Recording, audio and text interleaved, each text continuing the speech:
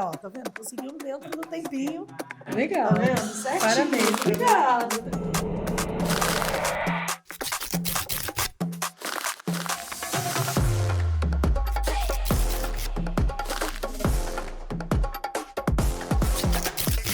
Olá, bem-vindos a mais um episódio de Roda de Café.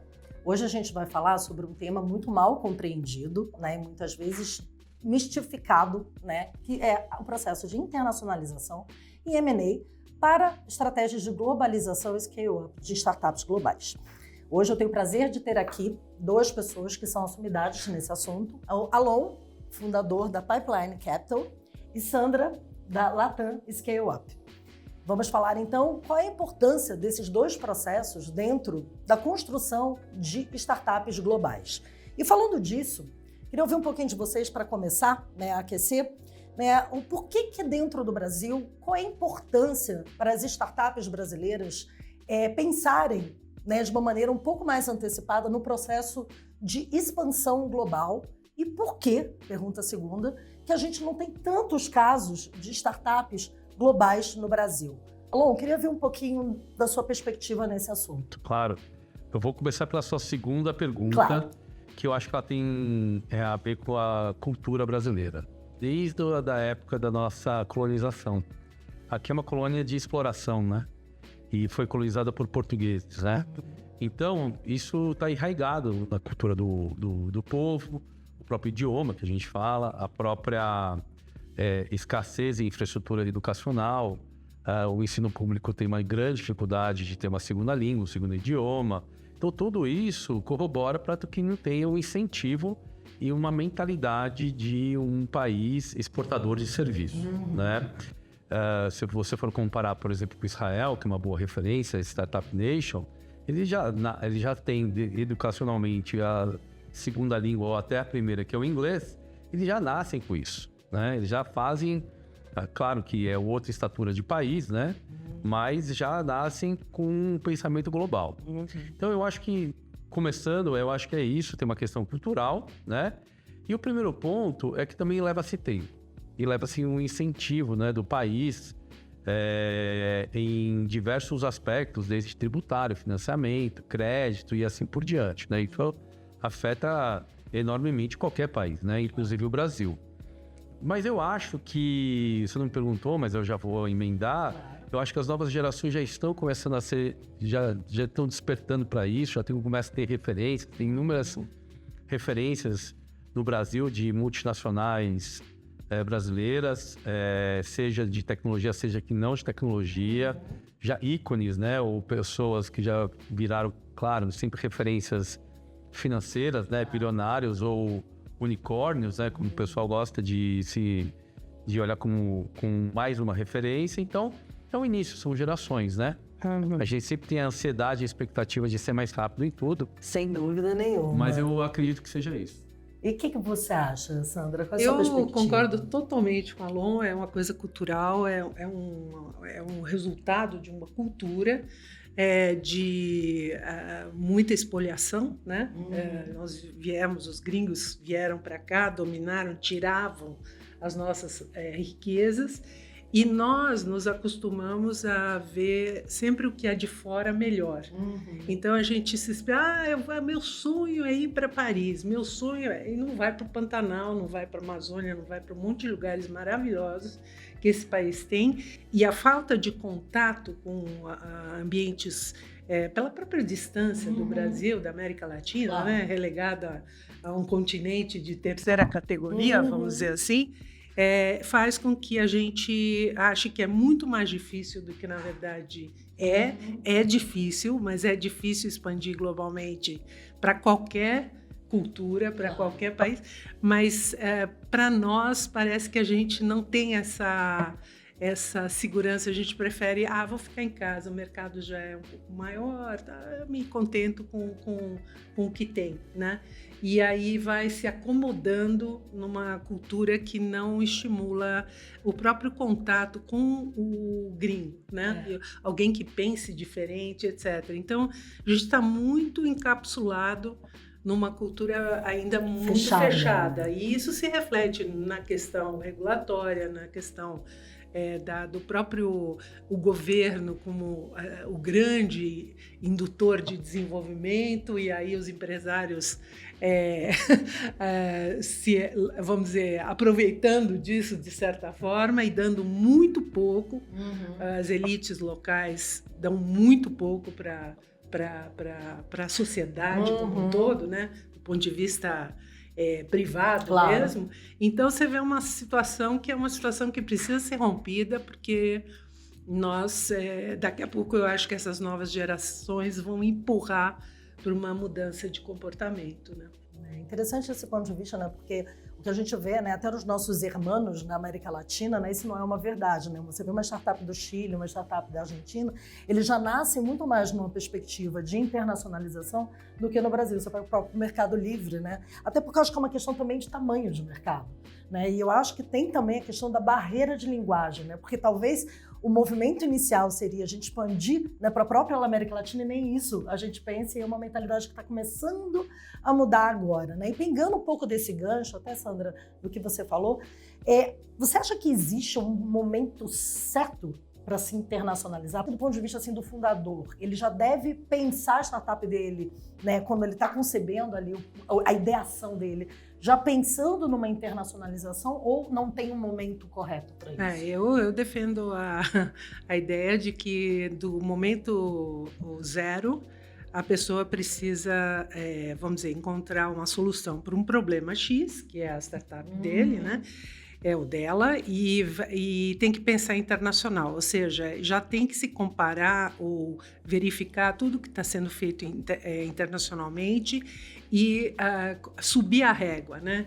Subir a régua mesmo, pensar, ok, aqui no Brasil ninguém está fazendo, ok, posso até ter sucesso, sim ou não, mas a minha régua está lá em cima, com os grandes players, né? Se vai conseguir ou não, isso depende de tantos fatores, sim, que não é o coisa. Mas se você tiver essa mentalidade, você já começa a pensar, pô, mas espera, eu não falo inglês, não falo espanhol, eu nunca fui para fora, nunca fiz um intercâmbio, nunca touch base, nada, assim, diferente. Então eu preciso me preparar. Claro. E aí, se preparar para... Claro que você não vai nascer internacional, vamos dizer, começar do zero sem testar o negócio, mas a partir do momento que você tem essa mentalidade, isso entrou no teu roadmap. Investidores, o próprio mercado, as pessoas vão se relacionar de uma forma diferente, e isso vai impactar muito a vida do fundador. E pensando no processo de M&A, Alon, assim, como que você enxerga esse processo dentro da importância de uma startup para ela se tornar global? Como isso realmente pode ser o catalisador, né, e um caminho estratégico para uma startup internacionalizar? E 2, existe um momento correto? Eu acho que internacionalização ela tem a ver muito com a maturidade do empreendedor. Quando o empreendedor ele está fazendo sua primeira aventura, digamos assim, ele normalmente tem uma certa dificuldade em entender o mundo global, mesmo ele consumindo ferramentas globais, né? Hoje, por exemplo, você vai usar inteligência artificial, você usa uma NUS, que é uma chinesa, e você usa as americanas, e você usa algumas europeias, então o seu próprio ferramental já é global, né? Sim. Mas, por tudo isso que a gente acabou de dizer, ele primeiro se arrisca onde ele se sente mais confortável, né? E tem uma vantagem até de uma certa maneira no Brasil, que é um ambiente meio hostil, né? Para você entender. O Brasil não é para iniciantes. Não é para iniciantes. Então, se você consegue superar e vencer aqui, é um bom primeiro estágio de um jogo de tabuleiro global, né? Mas depois que você passa por uma experiência, isso é o que eu vejo comportamentalmente nos empreendedores brasileiros, né? E eles conseguem vencer, começam a ter um olhar mais global. Eles já tiveram algum contato com investidores globais, que que fizeram os approaches com eles e que tiveram sempre todo o playbook, né, na hora de um exit ou na hora de captar qualquer investimento, né? Então isso está diretamente ligado à maturidade e também visão do mundo, né? Sim. Então, eu acho também que vai depender muito de como é a empresa e a natureza do negócio dela. Vou te dar um exemplo que eu estava aqui pensando, que você pode ter uma empresa que pode criar um serviço aqui, desenvolver aqui E ela pode ir globalmente, não necessariamente fisicamente em cada país. Sim. Então, se você for pegar, por exemplo, me veio à mente aqui a Wildlife, né, que é uma empresa de games. Ela pode fazer um game e pode colocar em todos os lugares do mundo, né? Só fazendo as adaptações de idioma, né? Sim. E também o processo de adquirência, tem uma questão tributária, mas ela não necessariamente ela precisa ter a sua sede em um time local. Isso é um exemplo. Tem outros exemplos, como a Pipefy, que é outro conhecido. O próprio Stripe. O Canva. O Canva. Tem inúmeros, né? Então, quando você é software e você consegue, através de um país, atender o mundo, de uma certa maneira é mais fácil, mas você tem uma visão global de mercado, né? Que é diferente de prestação de serviço. Que você precisa fazer implementação local, que aí, por exemplo, o M&A ele é muito convidativo, né? Em vez de você fazer um crescimento orgânico, ficar fazendo as contratações locais, aprender localmente a cultura e o mercado, é muito mais fácil você comprar uma empresa local. Sem dúvida nenhuma. Então, uma forma de aterrissagem, de landing, é fazer um M&A. Principalmente para países que são mais, digamos assim, adversos, seja culturalmente, o idioma, tributariamente, que no caso, por coincidência, é o Brasil. Não, coincidentemente é o Brasil, né? Você diria, então, que para uma startup, principalmente de serviços de fora, a questão do M&A, para uma expansão, por exemplo, no Brasil, é uma estratégia que sem dúvida. É acertada. A gente vê vários casos aqui de quem vem fazer um greenfield, abre e contrata, a taxa de mortalidade é altíssima. Altíssima, né? Altíssima, é muito mais fácil comprar alguém. É muito mais fácil. E fora que você tem uma vantagem cambial, né? Sem dúvida nenhuma, isso joga muito ao favor. O Brasil, dependendo do mercado que se atua, nós temos aproximadamente 200 milhões de habitantes, mas a gente tem uma questão comportamental que nós somos early adopters, né? O Brasil é um excelente mercado para você testar produto, para você ver comportamento e, em alguns casos, até um próprio mercado relevante, né? Quando você começa a ver, por exemplo, o próprio ChatGPT, né? A OpenAI, ela colocou o Brasil como uma das prioridades. Sim. Porque a gente teve uma adesão muito rápida, né? Então, no Brasil, de uma certa maneira, seja mercadologicamente, ou seja, em alguns mercados, mesmo tendo a barreira da moeda, ele é um mercado interessante. Outra coisa que tem muito importante por exemplo, na área de Deep Tech, você tem o efeito Latin America, né? Que você compra por 50% do valor de mercado as empresas.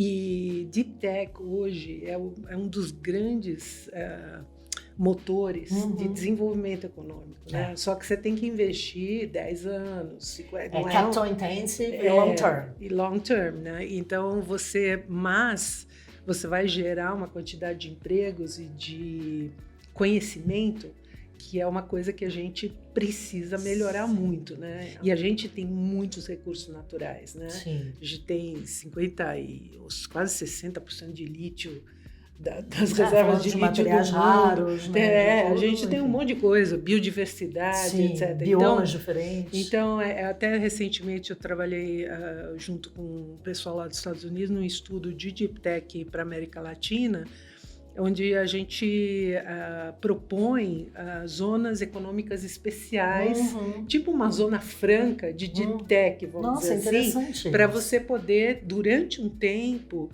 fazer com que esse mercado, para ele, flua dinheiro privado. Olha. E não só público, porque hoje está ao contrário do mundo, né? O Brasil, o governo investe mais em Deep Tech do que o capital privado.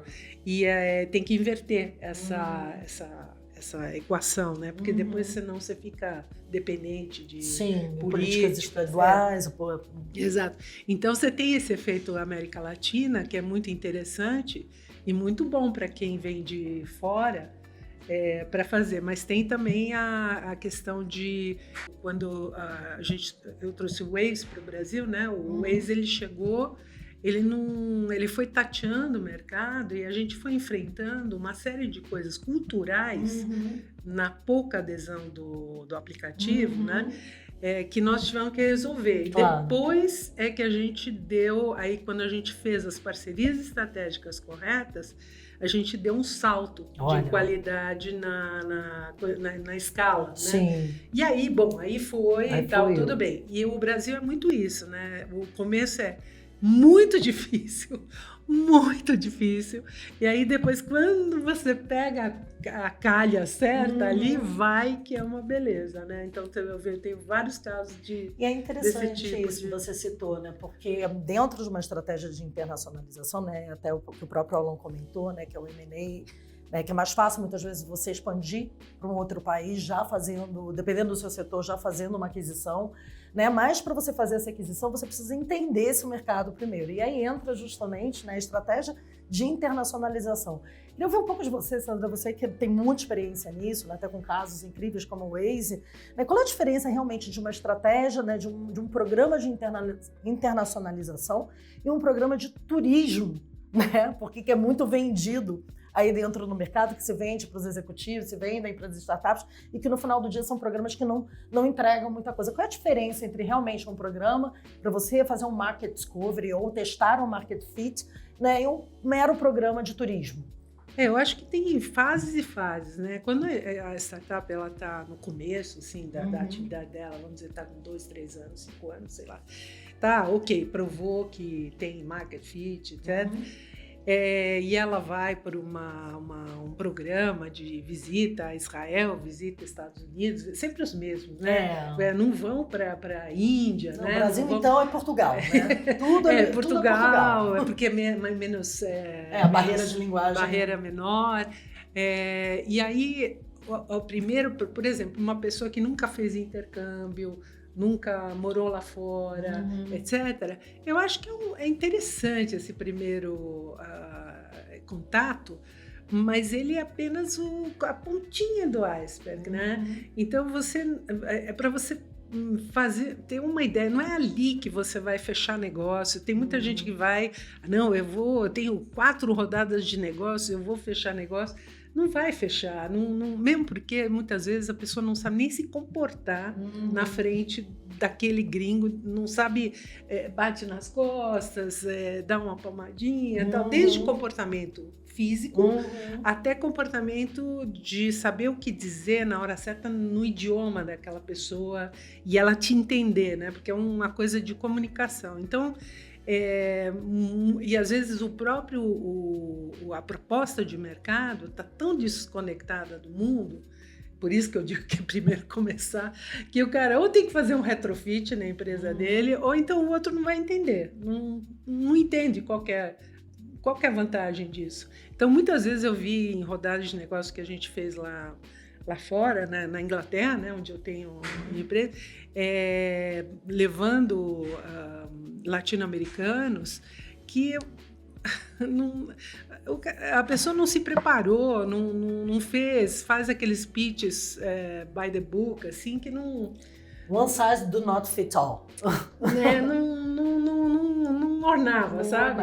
E aí é interessante, mas mesmo assim, acho que a experiência é muito interessante, porque ele volta com...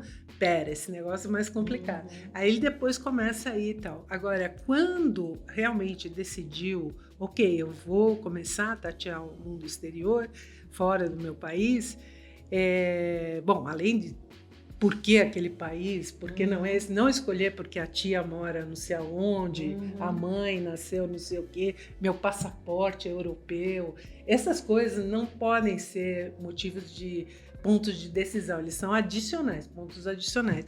Mas quando ele decidiu, o parceiro estratégico, ele tem que buscar um parceiro estratégico para levar ele para entender esse mercado sob muitos aspectos, muitos pontos de vista. É como se você estivesse fazendo um mergulho. No caso do M&A, você não chega fazendo M&A logo de cara, né? Você tem que entender. O M&A é excelente, né? Mas muitas vezes ele não está nem preparado para o M&A, né? Como é que você vê isso, isso que eu tem um queria ponto jogar para ele falar. Como é que você vê também esse impacto de diferenças culturais, né, dentro de um processo de M&A, pela sua experiência? Como é que vocês conduzem isso? O M&A ele depende muito da maturidade da empresa e diretamente do empreendedor que está liderando. Eu não acho que o M&A ele tem um tempo certo de maturidade se o empreendedor já passou por várias outras empresas e faz parte do plano de negócio dele já desde o D0 fazer o M&A, né? Agora, vai depender muito da categoria, da indústria. De novo, vou dar o exemplo de games. Difícil fazer um M&A de game, né? Não, você vai entrar num outro país e você precisa fazer um landing lá, você vai comprar um outro estúdio para fazer isso. Não necessariamente faz sentido você fazer isso, né? Então, vai depender muito do setor, vai depender muito também do regulatório, que é outro ponto muito importante.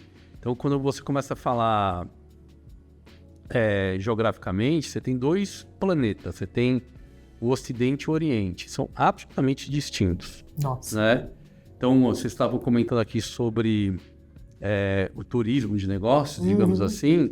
Eu acho que as pessoas vão, por exemplo, para a China, mais para entender comportamentalmente o que acontece lá, para depois, como fosse um discovery, para depois ver que tomada que eles usam, né? Eu digo que as pessoas vão visitar o mundo para ver qual tipo de tomada tem, né? Tem, é verdade.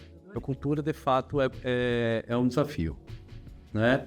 Nessas negociações, né? Em tudo, em todos os sentidos. Todos os sentidos. Você fazer um M&A com um americano é diferente de um latino e diferente de um alemão. Em que sentido? Em todos. Todos. Vai desde o espanhol faz negócio na mesa do restaurante. Olha. Americano é na mesa de reunião, né? Francês é um pouco parecido com o espanhol, né? Brasileiro, totalmente diferente também. Ancora o preço lá embaixo, que você já sabe que vai ter uma negociação, é latino, né? Também tem coisas assim interessantes, né? Os latinos, eles têm um problema com fracasso. Enquanto, por exemplo, o Israel, se você nunca fracassou na vida, você tem algum problema na sua trajetória profissional. E como um escritório de M&A, ele pode ajudar realmente o empreendedor, né, que está já pensando nessa estratégia? Como ele ajuda? Vocês trabalham com frameworks? Explica um pouco mais, né, porque eu acho que tem muito da nossa audiência que não entende muito, né, o que é e por que ter um apoio para a M&A. Perfeito. Então, primeiro que a gente trabalha com empresas de diferentes envergaduras. Se você pegar uma empresa que já está no estado mais maduro e já tem um outro porte, já tem funding, já tem uma governança estabelecida, é uma outra visão que a gente chama mais de buy side. Né? Então, já tem lá um plano já mais avançado, então é outra maturidade. Então, a gente está mais numa posição de executor do que de colaborador da estratégia. Agora, se você pega uma empresa mais early stage ou scale up, ou indo para um scale up, a gente colabora muito até com a modelagem financeira do negócio, olhar o tamanho do mercado, provocar sobre tamanhos de mercado, sobre para onde tem que ir, sobre como que é o investidor e de que país, como é que ele olha uma visão mais global. Então tem aí uma parte mais provocativa, mais educacional, né? Isso é um diferencial que a Pipeline tem, né? A gente atua também com empresas de scale-up, que a gente olha muito a jornada do empreendedor. Porque todo empreendedor ele tem vários ciclos ao longo da vida. Então, antigamente, o ciclo de um empreendedor numa empresa era de 10 anos. Né, do início ao fim, né? Hoje tem diminuído esse ciclo, mas tem vários ciclos, né? E aí a gente entende que toda empresa, ela tem um ciclo finito também. Sim. Então a gente até diz que M&A is the only way, é o nosso tagline, e toda empresa tem um fim. Não tem mais sucessão em uma longevidade. É meio difícil de pensar que a Apple vai ter um fim, ela vai ter um fim. A gente não sabe daqui a quanto tempo, né? Mas ela terá. Então você imagina uma empresa menor, né? E o fim dela não é o encerramento dela, alguém vai comprá-la e ela vai acontecer alguma coisa. Se ela não for comprada, ela vai comprar alguém. Não, ela vai morrer. Ela vai morrer, não tem muita alternativa. Eu estou racionalizando, né? Nenhum ser humano pensa quando nasce que vai morrer. Quando você começa a pensar na finitude, você muda a sua perspectiva. E a empresa é a mesma coisa. Então, quando a gente começa a trazer essa consciência, linha de vida, o relógio do empreendedor, é bem provocativo, né? Então, eu falo assim, vamos para qual mercado? Também temos que saber excluir, né? Escolhas são renúncias. Para qual mercado eu vou e para qual mercado eu vou? Sim. Né? Então, vamos começar talvez com a América Latina, vamos talvez aprender com a América Latina, que é um bom lugar, é mais perto, talvez o investimento não seja tão alto quanto ir para os Estados Unidos ou algum país da Europa, ou o Oriente, que é mais desafiador ainda. Exato. Tem o leste europeu. Tem o leste europeu, que é muito parecido. Excelente celeiro, né? Mas tem que dar baby steps, né? Vai depender, de novo, assim, muito da maturidade e ter essa consciência de ciclos. Interessante isso, né? E do ponto de vista, né, você tem um empreendedor, né, que não está no Brasil, que eles querem vir para o Brasil, ou um investidor, né, querendo investigar alguma empresa para investir no Brasil. O que vocês imaginam como, primeiro, oportunidades e 2, desafios? Se for um investidor, ele tem que realmente touch base com pessoas de confiança no mercado, que tenham reputação e tenham muita vivência de negócios. Ter montado empresa, quebrado empresa, o que for. Enfim, a experiência com negócios e a experiência internacional e compreender as duas culturas, né? Então, essa vamos dizer, essa ponte que se cria entre quem está aqui dando suporte para um alemão, para um americano, israelense, etc., tem que ser uma ponte que entende o outro lado, que é diferente, e a realidade da vida como ela é aqui no Brasil. O Brasil não é para beginners, é um país difícil, é um país complicado, as pessoas são sempre muito gentis, sempre dizem sim, mas só que não. Então, isso é muito... Eu estava falando com uma empresa que quer vir para o Brasil agora na área de saúde, e ela é da Espanha, só que nasceu na Inglaterra, a fundadora, e morou em vários países do mundo. Então ela falou, nossa, eu vim para uma visita de imersão, né? Que é e todo mundo achou o máximo a minha solução. Eu falei, eles sempre falam isso, mas só que não. Não é assim, tá? Você fechou alguma coisa adicional? Não, eles falaram que um dia vão me ligar, tal. Entendi. Então, isso quer dizer que não acharam o máximo, acharam caro, pode ser que acharam, não sei, precisamos estudar.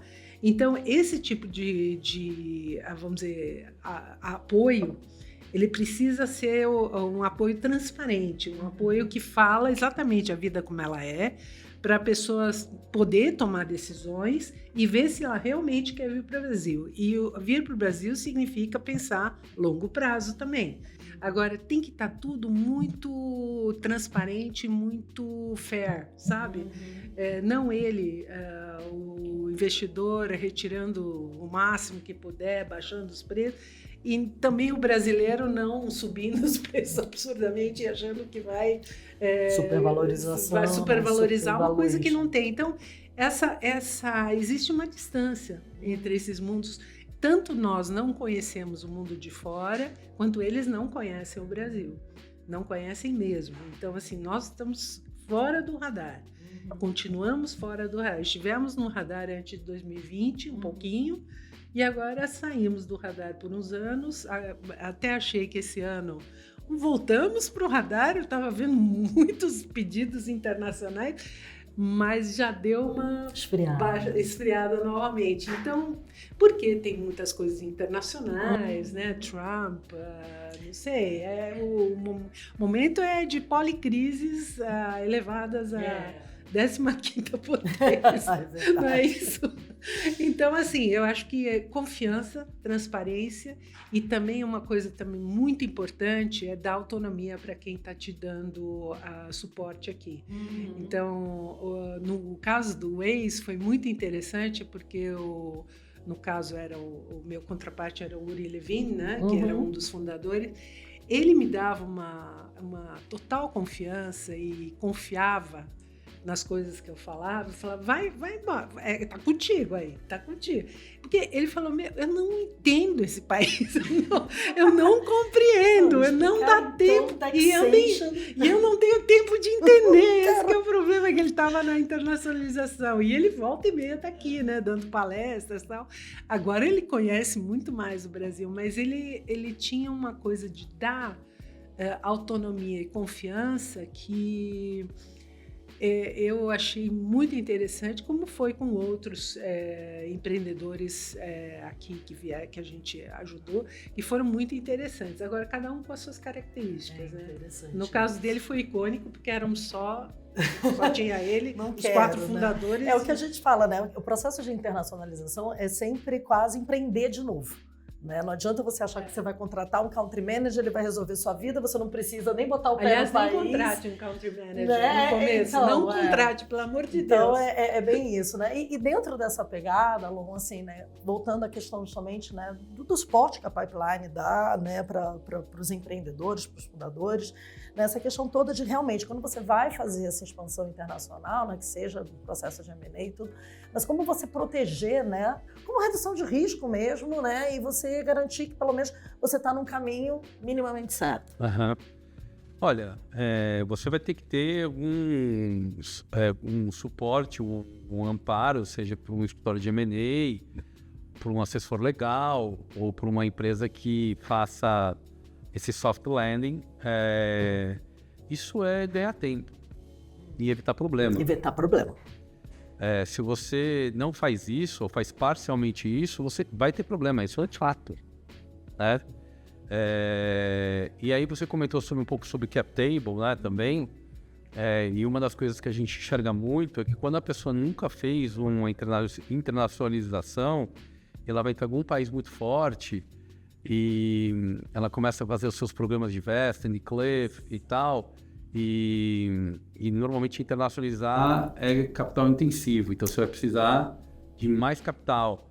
Esse é um risco que você vai ser altamente diluído na sua jornada. Por mais que você imagina que você vai ter uma boa valorização e vai valer a pena no valor absoluto das suas ações que você vai ter, é um risco e você tem que estar muito mais bem iniciado com pessoas do seu lado. Exatamente, né? É bem isso. Agora, o que a gente está falando aqui são jornadas que aconteceram em outras épocas, sem tecnologia, né? Você sempre tem que ter pessoas experientes do seu lado, né?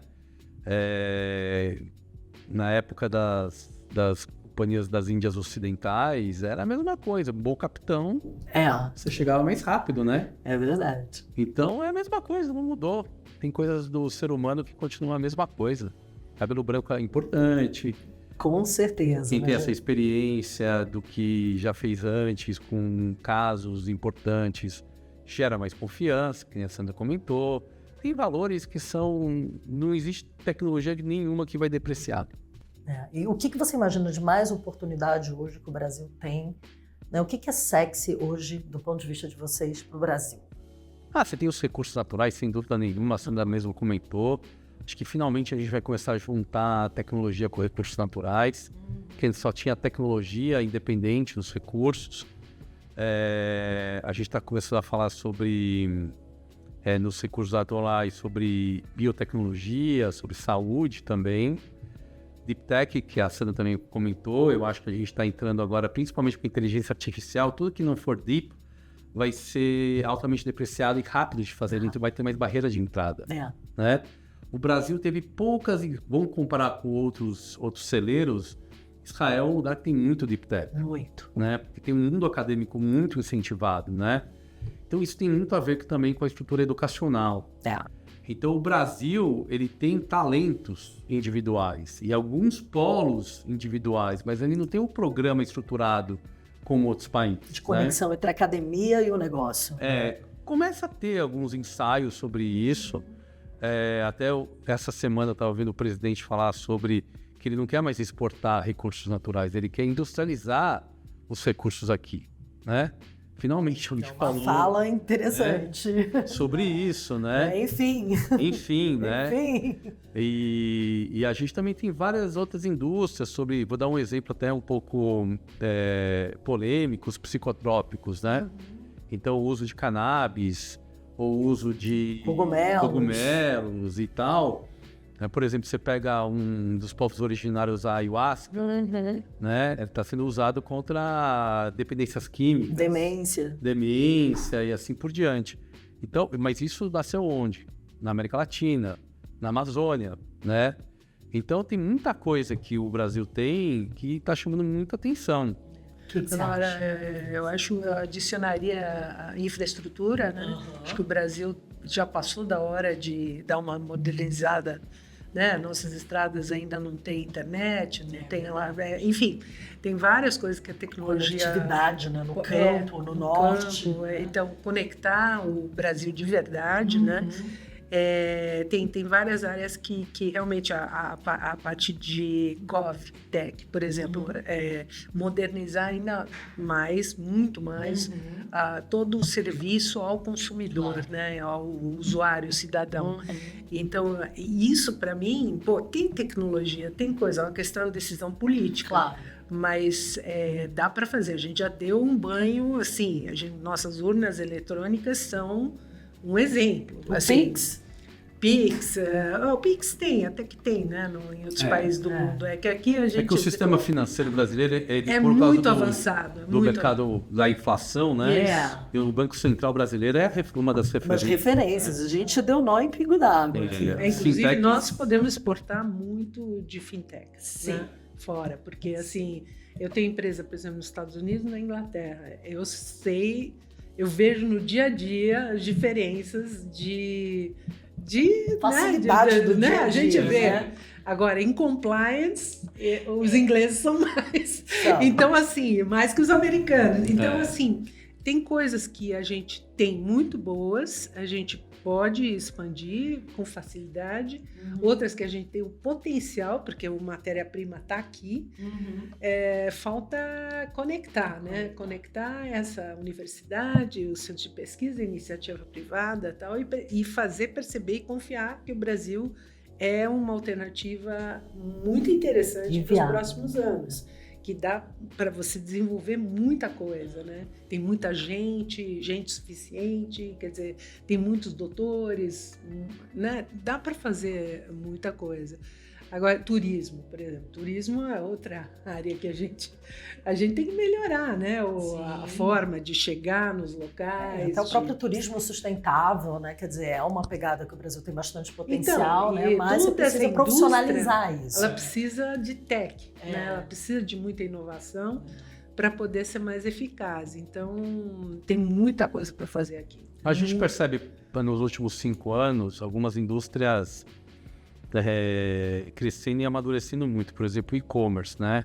Por causa da pandemia, todos os países tiveram que acelerar sua adoção comportamental. Agora, por exemplo, há 5 anos atrás você fazia uma compra, dificilmente uma loja entregava em menos de 24 horas. Agora quase todas entregam. É a barreira logística, né? A barreira logística, ela mudou radicalmente e não depende mais de nenhuma estatal, que no caso eram os Correios. Exato. Né? E você vai... Hoje a gente tem um evento e tem uma empresa chamada E-Commerce Brasil. É o maior evento do mundo de e-commerce, é no Brasil. É no Brasil. Né? Nossa. E você tem inúmeros... A gente tem um mapa, a gente faz uns estudos da pipeline que chama Escape Report, por verticais. A gente tem o Escape Report de e-commerce, que a gente faz coincidentemente com o E-Commerce Brasil, há 5 anos. E a cada ano aumenta a quantidade de empresas em aproximadamente 15%. Nossa! Então, a última, ela tinha 1.600 empresas, digamos assim, com algum porte, né? E você vai vendo onde que mais cresce? Infraestrutura. Sempre infraestrutura. Que aí deriva pro negócio em si, né? Exato. E aumenta o número de empresas, porque tem suporte para você vê o próprio case da Bemol, né? A Bemol é um retail que está na região norte. Por que eles são tão fortes? Porque eles resolveram o problema do last mile ali de barco. Né? Então, quer dizer, é uma coisa que você está falando que é uma região alagada, né? Que você leva 6 horas, muitas vezes, para chegar de um ponto ao outro. Né? Então, quando você tem um varejista que ele resolveu, de certa forma, aquele problema, ele tem um asset na mão. Sim. Né? Que é uma coisa que poucas empresas conseguiram resolver isso, né? Então é interessante você pensar sempre nessa perspectiva de determinadas particularidades também, né? Que a gente está falando que parece um clichê, mas é verdade, né? Que existem vários Brasis dentro do Brasil. É um país continental, É um né? país continental, né? É um país com várias realidades diferentes, né? Então é por isso que, né, quando a gente fala até para as startups que participam dos programas da Start2, né, do German Accelerator, uma coisa é você fazer uma visita aqui em São Paulo, mas quando a gente tem a oportunidade de levá-los para conhecer o ecossistema de Manaus, ou o ecossistema do Sul, ou do Centro-Oeste, a cabeça deles faz assim, né? Porque você está dando uma outra perspectiva. Né? Falou assim, opa, pera lá. E até a decisão de quando você faz uma expansão no Brasil, talvez em que estado você começa. Né? Porque isso também, às vezes, é uma decisão estratégica. Ou você faz uma estratégia de M&A. Você acha que isso também toca nessa regionalização do Brasil? Acho que a gente tem feito bastante estudos sobre regionalização, porque a gente descobre quadriláteros muito avançados. Vou dar um exemplo para você. Esse ano a gente entrou muito forte em Bauru. Bauru? Aí você vai assim, Bauru? Então. Lá existe um quadrilátero que você vai pegar Marília, Bauru, Botucatu. Tem algumas cidades ali que a gente até fez um escape report com uma associação local de empreendedores. Que a gente levantou, se não me engano, 400 empresas, né? E aí você vai visitar essas empresas, muito orientadas ao agro, por um lado, pela cana, E eu entrava nas empresas, assim, não é possível que isso existe aqui. Nossa. Uma empresa de segurança, por exemplo, que eu comprei lá para um condomínio que a gente tem, que coincidentemente era em Bauru, eu fui visitar essa empresa. E você fala assim, em Bauru tem uma empresa dessa. Por que ela tem, né? Porque lá tem um cinturão acadêmico. Sempre a academia... É verdade, faz sentido. A academia, ela sempre incentiva. Eu sei que está mudando a forma das pessoas aprenderem as coisas, né? Mas ainda ela coloca alicerces ali. Então, vou dar outro exemplo. São José dos Campos. Principalmente pela área de aviação, da Embraer. Você tem o e Parque do ITA. Tecnológico também. É incrível. Lá tem um negócio chamado PIT. É o PIT, é o Parque Tecnológico de São José dos Campos. Exato. É incrível. Aí você vai para São Carlos. São Carlos, é impressionante. Bioeconomia e biotecnologia em São Carlos é incrível. Então você tem, assim, Ribeirão Preto, é outro lugar. Então você tem polos. Esse ano também, há 2 meses atrás, eu fui lá no Instituto Caldeira. É impressionante, em Porto Alegre. E aí você vai para Floripa, que é uma mini Califórnia, digamos a CAT, assim. A CAT, é incrível, A gente começa a mencionar aqui, aí tem Manaus um pouco ali. O CBA em Manaus, que é o Centro de Bioeconomia da Amazônia, que é o maior da América Latina, né? Impressionante o trabalho que eles fazem lá. Né? Então, realmente, o Brasil ele tem essas... Tem. Né? E entender isso também eu acho que é importante, né? Na estratégia de expansão. As pessoas não têm... Por isso que eu digo, quem quer vir para o Brasil... Estuda um pouquinho o Brasil para poder entender com quem que ele está falando. Né? Porque, e essa coisa do soft landing, por exemplo, em regiões, sim, por exemplo, dependendo da área de atuação da empresa, é muito melhor ela fazer um soft landing, por exemplo, no Rio Grande do Sul, do que em São Paulo. Porque dependendo do setor, ou no interior, ou em Recife, ou não sei... Enfim, você tem um porto, você precisa de Recife, né? Porque depende do porto. Não é dito que São Paulo é o melhor lugar para você estar. Existe esse mito. Né? Exatamente. Interessante. Existe, né? Existe. Vai ser isso em qualquer lugar, né? Você vai para o México, também. Tem Monte Rey, por exemplo, que é uma referência. Colômbia não é DF. Não é DF. A Colômbia tem Medellín. Você tem Guadalajara, né? Todas as empresas estão exato. em Guadalajara, no México, né? Você tem as Big Techs estão em Guadalajara, não estão nem em Monte Rey, nem em DF. Né? Então você tem essas particularidades. Mas gostei da coisa do mito, porque acho que assim, esse assunto ele é muito extenso. E acho que a gente está chegando no final. Eu queria, assim, fazer pergunta rápida, né? Mito e verdade sobre M&A. Um mito é que M&A é fácil de fazer, mas a verdade é que ele é a prosperidade. Essa é a verdade. Lindo. Adorei. Mito e verdade sobre internacionalização, soft landing. Também. É um mito que seja fácil. Não é fácil, é demorado, não é rápido, é demorado e exige um baita esforço dos fundadores, enfim. A verdade é que vale a pena com certeza. Sua empresa ser internacional, ter a mentalidade internacional, mesmo sendo local, coloca ela num patamar diferente. Tenho certeza disso. Maravilha, eu acho que a gente conseguiu de novo. São 2 temas muito complexos. Eu acho que isso aqui é o primeiro episódio, a primeira pontinha, né, do início da prosa de uma roda de café que vai, eu acho que, se desdobrar em muitas conversas. Eu acho que são assuntos que dão muito pano para manga, como a gente diz aqui no Brasil. Queria agradecer muito a presença da Sandra, a presença do Alon, né? Eu acho que são 2 pessoas que ficam aí referência, né, para quem quiser conversar, né, depois um pouquinho com a Sandra, um pouquinho com a Alon, né? A gente também vai marcar todo mundo dentro do nosso episódio. E queria agradecer mais uma vez pela presença de todos. Obrigada.